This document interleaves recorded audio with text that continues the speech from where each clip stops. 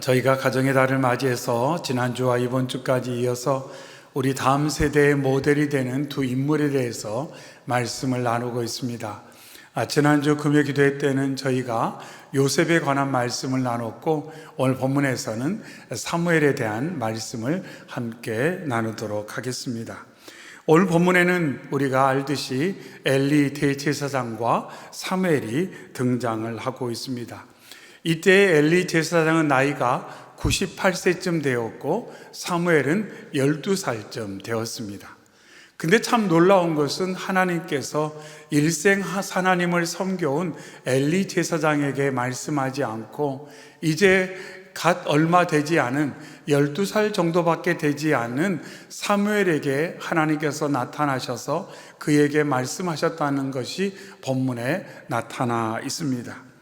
우리는 먼저 이 사건의 배경이 되는 그 시대의 영적 상황을 살펴볼 필요가 있습니다. 1절에 여호와의 말씀이 희귀하여 이상이 흔히 보이지 않았더라.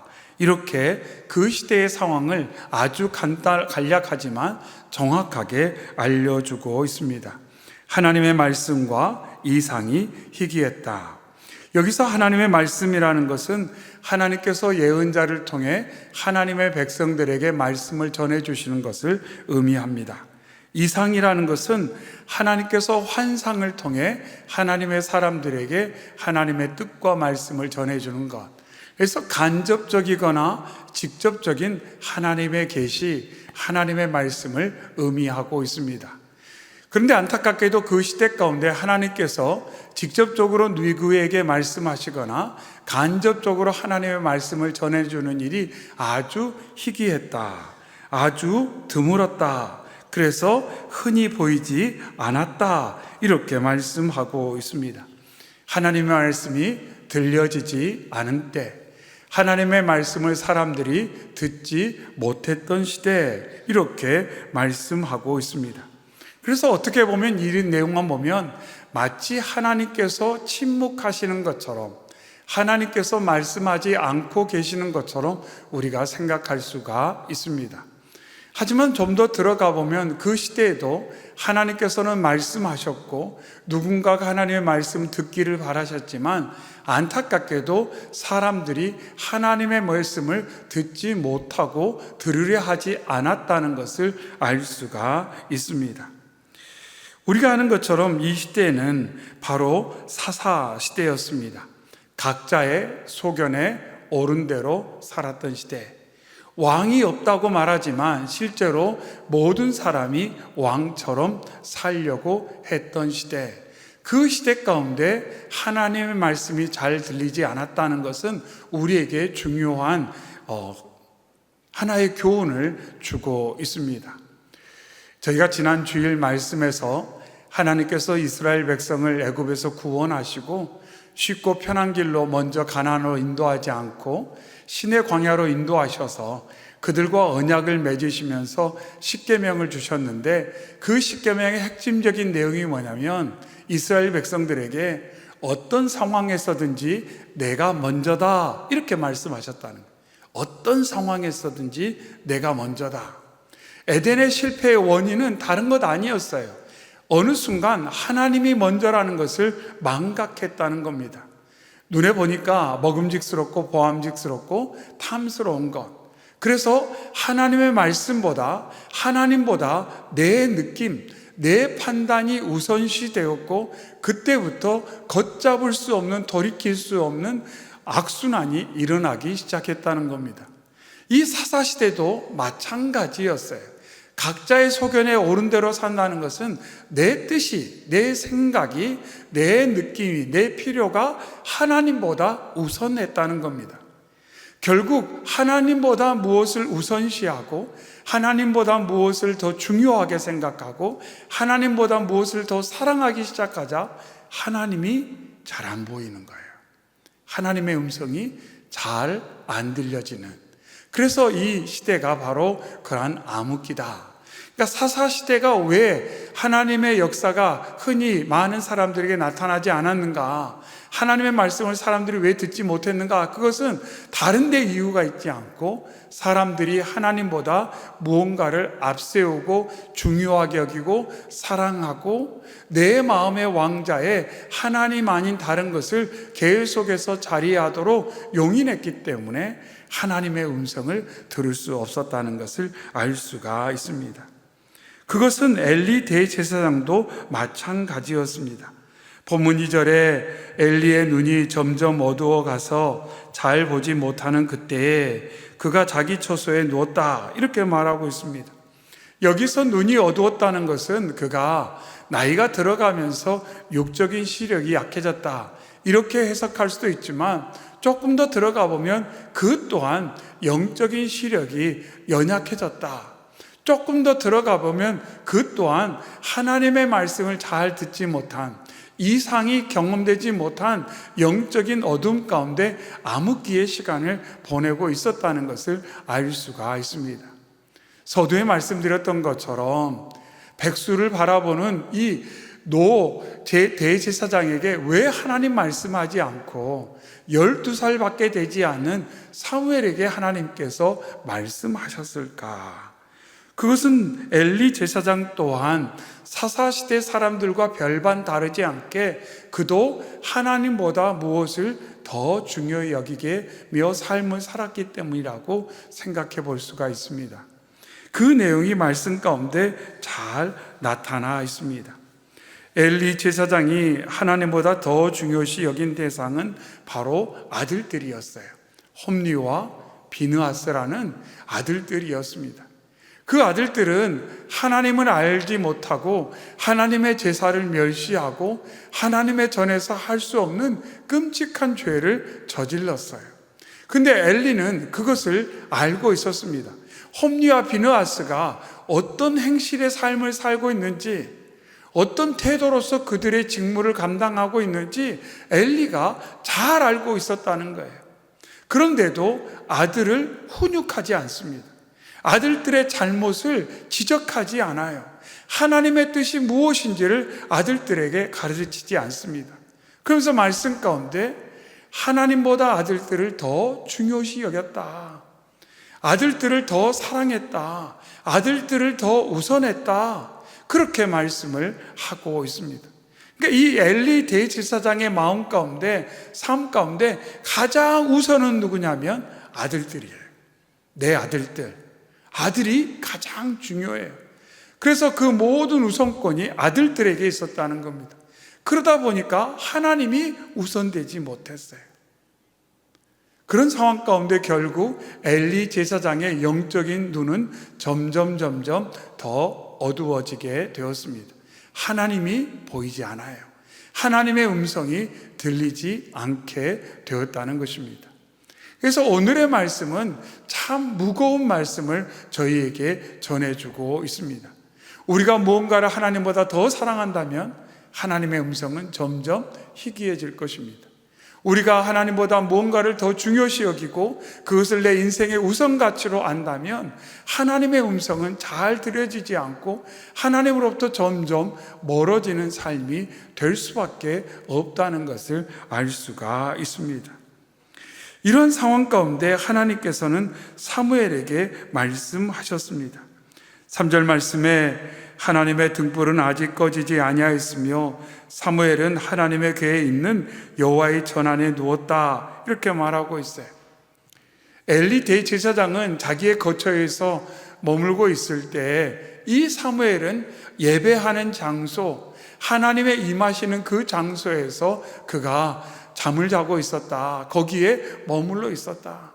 그러니까 이 사무엘이 어떤 삶의 우선순위를 가지고 있는지를 이 장면에서 알 수가 있습니다. 쉽게 말해서 나는 교회가 제일 좋아.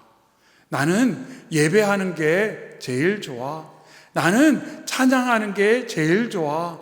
왜? 나는 하나님이 제일 좋거든. 이렇게 사무엘이 그 모습 속에서 우리에게 알려주고 있습니다. 비록 나이는 12살밖에 되지 않아요. 그런데 이 사무엘은 하나님이 우선이었다는 겁니다. 저희가 지난주에 요셉의 모습도 함께 나누지 않았습니까? 17살 때 형들의 시기와 질투로, 미움으로, 노예로 인신매매를 당했습니다. 정말 억울한 일 당하고 너무나도 힘든 시기를 경험했는데, 그 상황 가운데 그 10대 후반과 20대를 보내면서 요셉의 삶 가운데 뭐가 있었냐면, 그래도 하나님이 우선이야. 그래도 하나님이 우선이야. 내가 비록 이렇게 억울한 일을 당하고 사람들에게 물건 취급을 당하고 인격적 대우를 받지 못하고 내가 오늘을 성실하게 삶에도 불구하고 힘든 일이 계속 겹쳐져 일어나지만, 내가 어렸을 때 꾸었던 꿈과 내가 정반대로 가는 것 같은 경험을 하고 있지만, 그래도 하나님이 먼저야. 하나님이 먼저야. 하나님이 제일 중요해. 이렇게 요셉이 고백하고 하나님께 집중했을 때 하나님께서 그의 삶을 붙드시고 그를 높여주시고 사람들에게 인정받고 형통하게 하셨고, 그를 통해 하나님의 놀라운 비전이 이루어졌다는 것을 지난주의 말씀을 통해 함께 나누었는데, 사무엘도 마찬가지라는 거죠. 한나의 기도로 사무엘이 세상에 기도의 응답으로 태어났어요. 한나가 젖을 뗄 때까지 그를 품에 안고 믿음으로 잘 양육하다가 이제 하나님께 바쳤어요. 어떻게 보면 아까 말씀드린 것처럼 엘리 대제사장과 그의 아들인 홈리와 비느하스를 볼 때 사무엘은 배울 점이 별로 없었을 거예요. 홈리와 비느하스가 직무를 감당하면서 성전과 그 근처에서 행하는 그 악행을 볼 때 사무엘도 무척 혼란스러웠을 겁니다. 그러나 사무엘에게는 기준이 있었어요. 하나님이 먼저, 하나님이 내 인생의 최고의 가치를 가지고 있다는 것을 비록 어린 나이지만 그 마음의 중심을 가지고 살아가는 것을 여기서 볼 수가 있습니다. 그 삶 가운데 하나님께서 임하셔서 그를 부르셨어요. 4절에 여호와께서 사무엘을 부르시는지라 그가 대답하되 내가 여기 있나이다. 하나님께서 사무엘을 부르셨습니다. 사무엘이 응답하는 것 같지만 누구에게 갑니까? 엘리 대제사장에게 갔어요. 왜요? 7절 말씀에 있는 것처럼 사무엘이 아직 여호와를 알지 못하고 여호와의 말씀도 아직 그에게 나타나지 아니한 때라, 이렇게 이유를 설명하고 있습니다. 여기서 알지 못한다는 것은 지식이 없다는 의미가 아니라 경험이 없다, 이런 뜻이에요. 지식이 없다는 의미가 아니라 경험이 없다. 어머니로부터 비록 어린 아이였지만 많은 걸 배웠어요. 그러면서 그것을 품고 12살까지 성장을 해왔습니다. 하지만 하나님을 인격적으로 깊이 경험할 기회가 아직 없었다는 것입니다. 그래서 하나님의 부르심을 들었지만 엘리 대제사장이 나를 불렀다, 이렇게 판단을 하고 엘리 대제사장에게 3번이나 뛰어가게 됩니다. 그런데 이런 일이 반복되자 엘리 대제사장이 알게 되었어요. 여호와 하나님께서 이 밤에 사무엘을 부르시는구나. 그것을 엘리 대제사장이 깨닫게 되었습니다. 그러고 나서 이렇게 말합니다. 9절에 엘리가 사무엘에게 이르되 가서 누웠다가 그가 너를 부르시거든 내가 말하기를 여호와의 말씀하옵소서 주의 종이 듣겠나이다 하라 하니 이에 사무엘이 가서 자기 처소에 누우니라. 자, 만일 집에서 여러분 자녀나 손주가 어젯밤에 하나님을 만났다 그러면 여러분 뭐라 그러시겠어요? 어떻게 반응을 하시겠어요? 아니면 아이가 잠을 자다가 뛰어와서 아빠, 엄마, 할머니, 할아버지 불렀어요? 계속 이런 일이 반복된다고 생각을 해보세요. 여러분 어떻게 반응하시겠어요? 엘리 제사장이 이 사무엘에게 여호와 하나님이 너를 부르시니 이제 다시 부르시거든 나에게 뛰어오지 말고 그 하나님 앞에 이렇게 응답해라.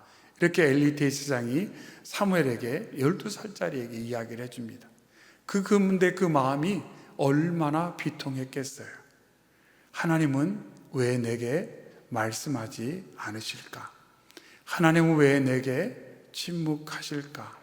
그 이유가 무엇일까? 많이 생각하지 않았을까요? 그러고 나서 그 밤이 지나고 나서는 이 사무엘을 통해 정말 마음 아픈 이야기를 이제 전해 듣게 되는 것을 우리가 말씀에서 확인할 수가 있습니다. 우리는 때때로 이 하나님의 임재, 하나님의 역사가 어떻게 보면 오랫동안 하나님을 위해 사역한 사람이 더 많이 듣고 아직 어린 아이들은 덜 들을 거라고 생각할 수도 있습니다. 그러나 그렇지 않아요. 하나님의 임재와 하나님의 역사는 결코 우리의 인간의 생각이나 인간의 판단처럼 그렇게 일어나는 일은 아니라는 것도 알 수가 있습니다. 그리고 12살, 아직 초등학생이잖아요. 근데 하나님께서 그 어린아이에게 나타나셔서 그를 만나주시고 그에게 말씀하시고 놀라운 메시지를 사무엘에게 전하는, 하나님의 말씀이 희귀한 그때에 사무엘을 하나님의 사람으로 세우셔서 하나님의 말씀을 누군가에게 전달하는 통로로 그 어린아이를 사용해 주시는 것을 볼 수가 있습니다. 하나님의 역사는 결코 사람의 그냥 인간적인 판단에 제한되거나 제약되지 않는다는 것을 알 수가 있습니다. 그러니까 아이들을 통해서도 하나님의 말씀을 들을 수 있다는 거예요. 초등학교 아이들을 통해서도 하나님의 말씀을 들을 수가 있어요. 비록 그 아이가 성경의 말씀을 막 깊이 있게 알지는 못할지라도 어느 순간 하나님의 마음을 느낄 수도 있다는 거예요. 하나님의 음성을 들을 수 있다는 거예요. 그래서 우리가 이것을 놓고 분명 방향을 잡고 기도하고 우리가 나아갈 필요가 있다는 것입니다. 10절 말씀에 여호와께서 임하여 서서 전과 같이 사무엘아 사무엘아 부르시는지라 사무엘이 이르되 말씀하옵소서 주의 종이 듣겠나이다 하니 12살짜리가 하나님의 말씀을 듣고 뭐라 그래요? 하나님 말씀하세요. 주의 종이 듣겠습니다. 이렇게 말해요. 여러분 초등학생이 갑자기 주의 종이 듣겠습니다 그러면 여러분 어떻게 느껴지세요? 지금 사무엘이 그러고 있잖아요. 그 어리게만 보이는 그 아이가 하나님 앞에서 하나님 제가 주의 종입니다. 주님 말씀하십시오. 제가 하나님의 말씀을 듣겠습니다. 들으려고 한다는 거예요. 들으려고 한다는 거. 하나님의 말씀을 듣고자 한다는 것. 그리고 그 말씀이 들린다는 것이 얼마나 놀라운 사건인가 하는 것을 여기서 알 수가 있습니다. 여기서 알 수 있는 것처럼 사무엘은 그 어떤 대상보다 하나님을 더 사랑하고 소중히 여기고 최고의 가치, 최우선의 대상으로 여겼다는 것을 알 수가 있어요. 그래서 하나님과 이 사무엘은 막힘이 없었다는 거예요. 아이들의 마음은 참 순전해요. 아이들의 마음은 참 순전해요. 그래서 어른들이 정말 우리가 잘 가르치고 잘 본을 보여주기만 한다면 아이들은 그 순전한 마음 가운데 마치 스펀지처럼 우리가 전하고 우리가 보여주는 그 삶의 가치, 그 우선순위를 아이들은 수용하게 된다는 겁니다. 아, 여호와 하나님이 최우선이구나. 예수님께서 나를 위해 이 땅에 오셨고 십자가에서 나를 사랑하셔서 자신의 모든 것을 주셨구나. 아, 예수님께서 약속하신 또 다른 보혜사가 나의 삶 가운데 영으로 함께 하시고 그 성령님이 나를 위해 기도해 주시고 나에게 말씀을 깨달을 수 있도록 도와주시고 내 삶을 인도해 주시는구나.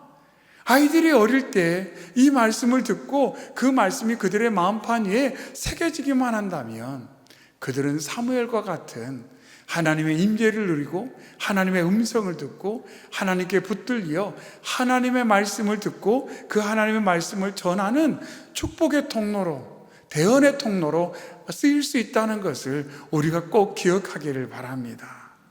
그래서 우리가 우리의 자녀들과 우리의 다음 세대 그리고 먼저 우리 자신을 위해 기도해야 될 것은 다른 것이 아니라는 거죠. 하나님, 제가 하나님 먼저 인생을 살도록 도와주시옵소서. 저의 마음의 왕좌 가운데 다른 것이 자리하지 않고 오직 여호와 하나님, 예수 그리스도, 성령님만이 앉아 계시고 좌정하셔서 다스리는 내 마음, 내 인격, 나의 내면, 나의 삶이 될 수 있도록 하나님 붙들어 주시고 인도해 주시옵소서. 하나님, 제 삶이요, 사사시대 사람들 같은 경향이 있는 것을 저는 인정합니다. 내 소견에 옳은 대로 살려고 합니다. 때때로는 사람들이 옳다고 하는 일, 사람들이 중요하다고 하는 일, 사람들에게 내게 준 영향에 이끌려서 그것을 먼저 생각할 때가 있습니다. 그리고 우리의 자녀들과 우리의 다음 세대에게 너의 인생에 중요한 것은 이것이다, 마치 하나님보다 더 중요한 것이 있는 것처럼, 예수님보다 더 중요한 것이 있는 것처럼 하나님, 제가 우리 자녀들과 다음 세대들에게 좋지 않은 영향을 끼치며 살아왔던 것을 회개하고, 하나님, 우리의 자녀들과 다음 세대를 붙들어 주셔서 그들이 정말로 하나님 먼저, 예수님 먼저, 성령님 먼저 그 삶을 살도록 주님 도와주시옵소서. 그러면 되는 거예요. 그러면 되는 거예요. 그것만 되면 하나님에 의해서 이루어져가는 작품이 될 줄로 믿습니다. 선한 목자 되신 예수님께 이끌려 그의 삶이 주와 동행하는 힘 있는 삶이 될 줄로 믿습니다. 여호와를 앙망하는 자에게 주시겠다 약속하신 새 힘을 얻어 걸어가도 뛰어가도 곤비지 않고 독수리가 날개치며 올라간 같은 힘 있는 삶을 우리의 자녀와 다음 세대가 살게 될 줄로 믿습니다. 이 저녁 저희가 오늘의 말씀을 무겁게 받고 내 마음의 왕좌에 도대체 무엇이 자리하고 있는가, 우리 아들과 딸, 우리 다음 세대의 마음 가운데는 무엇이 자리하고 있고 우리가 그들에게 무엇을 전해주고 있는지 기억하고, 이 저녁에 돌이킬 것은 돌이키고 회개할 것은 회개하고 중보할 것은 중보함으로 말미암아 우리의 심령에, 우리가 사랑하는 이들의 마음 가운데, 우리의 가정과 우리 교회 가운데 언제나 하나님 먼저, 오직 예수님 먼저인 믿음의 삶 힘있게 살아가는 저와 여러분 되시기를 주의 이름으로 축원합니다. 아멘.